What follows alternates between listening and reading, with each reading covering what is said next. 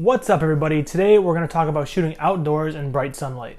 First, I want to say thank you for stopping by this video and checking out my channel. I'm documenting my personal journey to becoming a full-time independent creative. That includes things like vlogs, photography tutorials, as well as some business tips here and there. But I want to document as much as I can so that way I can show you what works and what doesn't work through example. If you like this video, please let me know below by hitting that little thumbs up. You can hit the thumbs down, but let's just pretend that doesn't exist. Also, feel free to leave me a comment if you like any of the tips that I go over, or if you notice something that I could work on myself, I'd love to hear it as well. And of course, if you haven't subscribed already, it'd mean the world to me if you did. I actually have a goal written down here on my board to hit 1,000 subscribers by 2019, and I think we can do it, but I need your help, so just go ahead and click that subscribe button. So the other day, it was really nice out. Me and my girlfriend decided to go for a walk in the park. Didn't realize that by 3 in the afternoon it would be the hottest it's been all year. And I'm a ginger. I have two different colors. I go from white to just on fire. I burst into flame. I'm pretty sure I can get moonburn.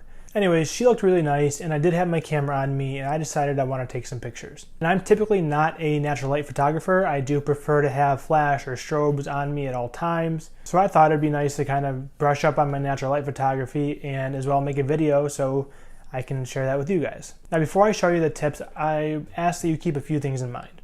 Number one are the examples you're going to see aren't perfect pictures. They are merely just examples of what that tip does. They might not be photographically perfect or really any usable picture that I'd use in my portfolios. Number two is I never really realized how hard it is to film yourself and do a photo shoot at the same time. It was really, really difficult. So the people who do that, props to you. It's definitely something I'm going to have to practice more. So, on to the tips.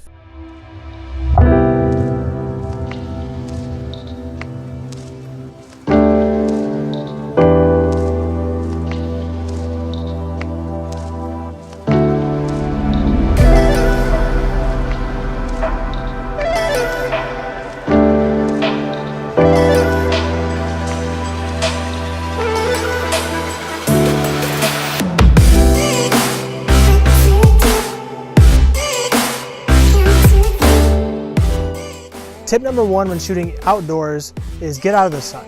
Now I know that sounds a little weird because the sun is the biggest light you can possibly have, but when it falls directly on a model's face, it can look really harsh. So I have Summer standing directly in the sunlight, and I'm going to expose for her and take the shot. And as you can see, the shadows on her face are extremely harsh. Now if I have her take 2 steps into the shade over here, and the light looks so much better. A lot more even on the face. And then in post, all you do is you bring up the exposure on her a little bit, and it'll look great.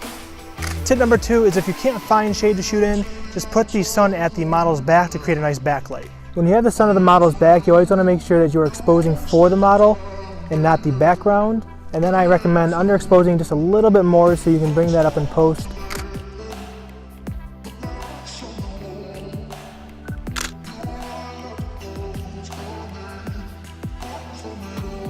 Tip number 3 is to use a reflector. It doesn't have to be one of these actual photography reflectors. You can go to Walmart and buy a piece of poster board and it'll work just as good.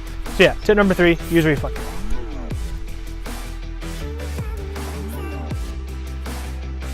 When using a reflector, it takes a little bit of playing around with to get the light to bounce just the way you want it, especially when you're doing it by yourself.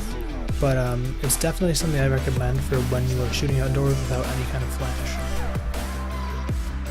This is a shot without any reflector at all. Doesn't look bad.